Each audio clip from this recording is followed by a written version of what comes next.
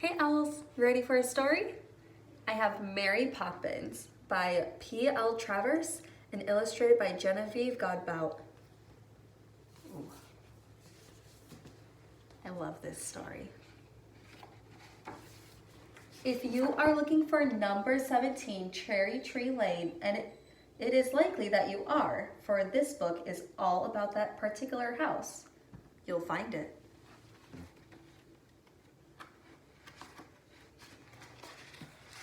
Four children live here. Jane is the oldest, Michael her brother, and the twins. The family's nanny had left unexpectedly, and it was bedtime. Outside, the east wind blew, howling through the cherry trees that lined the street. The wind madly spun an Admiral Boom's weather vane. Ooh, so a weather vane is something on top of a roof, right here, that tells you which direction the wind is blowing. Michael joined his sister Jane at the window. The twins were howling as loud as the wind, and that's when they saw a strange shape flying towards them. It was a woman, carrying an umbrella in one hand and a bag in the other. The wind seemed to fling her at the house, where she landed heavily against the front door, quieting even the twins. "I've never seen that before," said Michael.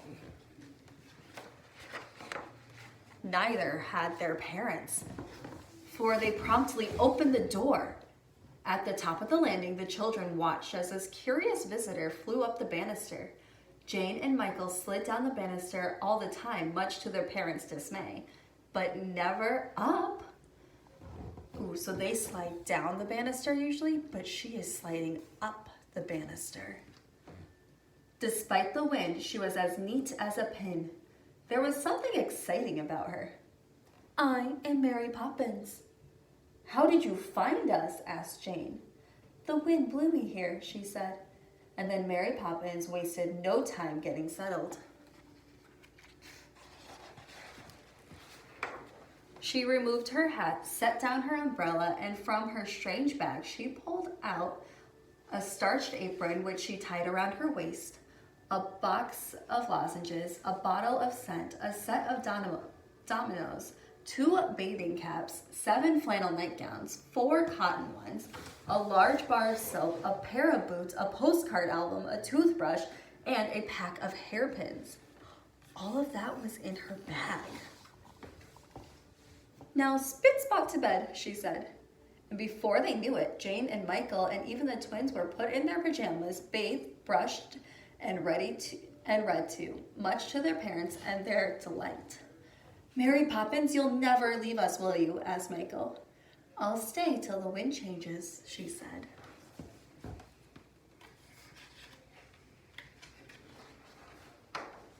From that night on, Mary took charge and the children followed. And every day with Mary was an adventure. They always waved to Miss Lark, their next door neighbor, on their way out. "Good morning, and how are we today?" she said. Jane and Michael never knew if she was asking how they were or how she and her spoiled, fluffy little dog were. They always stopped to admire Matchman's work. On sunny days, the matchman made chalk drawings on the sidewalk instead of selling matches. "Strike me pink! Strike me pink," Mary always said when she was pleased. Ooh, that's a fun phrase. Strike me pink. On this particular day, Mary Poppins, Jane, and Michael were taking the bus to pay a visit to Mary's uncle, Mr. Wig. "Why is your uncle called Mr. Wig?" asked Michael. "Does he wear one?" "He is called Mr. Wig because Mr. Wig is his name," said Mary. "And he doesn't wear one. He is bald." Inside number 3 Robinson Road, an enormous table was laid out for tea. But where was Mr. Wig? Jane and Michael heard a giggle and looked up. Look what I see up there. Ooh, I wonder what's going on. "Oh, Uncle Albert, not again. It's not your birthday, is it?" Mary Poppins asked. "I'm afraid it is my birthday," he said. "And whenever my birthday falls on a Friday, well, it's all up with me. Absolutely up." "Why?" asked Jane. "How?" asked Michael. Well, you see, the first funny thought, and I'm up like a balloon. And until I think of something serious, I can't get down. The children laughed, and the more they laughed, a curious thing happened. Jane felt herself growing lighter and lighter. It was a delicious feeling which made her laugh even more.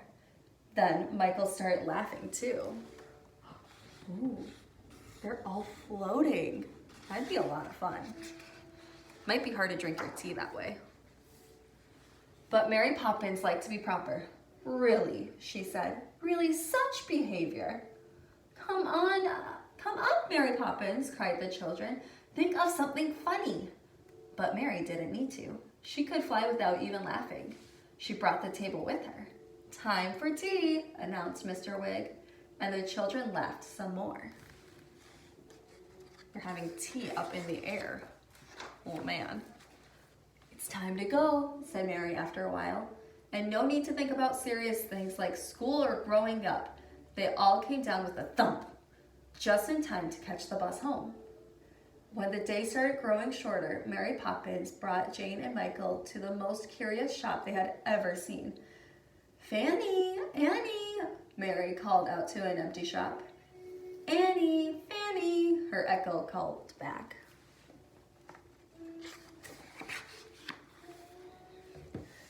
Miss Fanny and Miss Annie appeared with their mother, Miss Corey.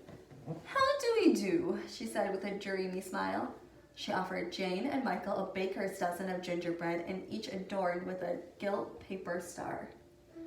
Arms piled with the delicious dark cakes Mary and Jane and Michael handed home.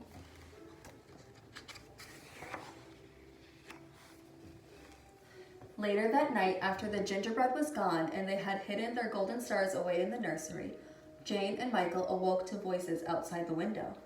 Fanny and Annie each held a ladder and set them up with one end on the earth and the other in the sky. Mrs. Corey painted the sky with glue, and Mary Poppins stuck glint stars that began to twinkle furiously. They're stars. Are the stars gold paper, or is the gold paper stars? Jane wondered. But she knew that only someone very much wiser than Michael could give her the answer.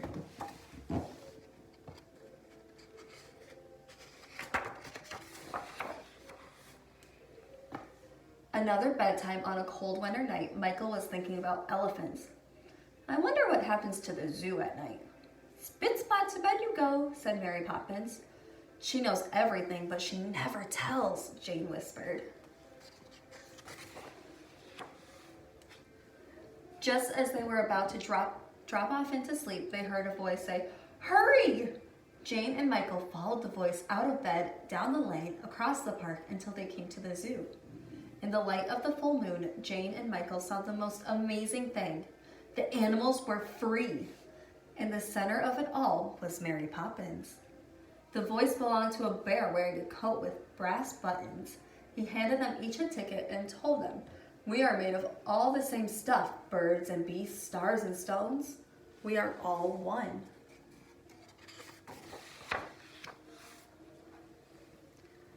Winter turned to spring, as it does, and the bare cherry tree on Cherry Tree Lane blossomed and rained pink petals once again. Mary Poppins was especially quiet as she tidied up after supper. For a moment, she put one hand lightly on Michael's head and the other on Jane's shoulder. There was something different in the air. Admiral Boom's weather vane confirmed the wind had changed. Jane and Michael heard the front door slam. They rushed to their bedroom window.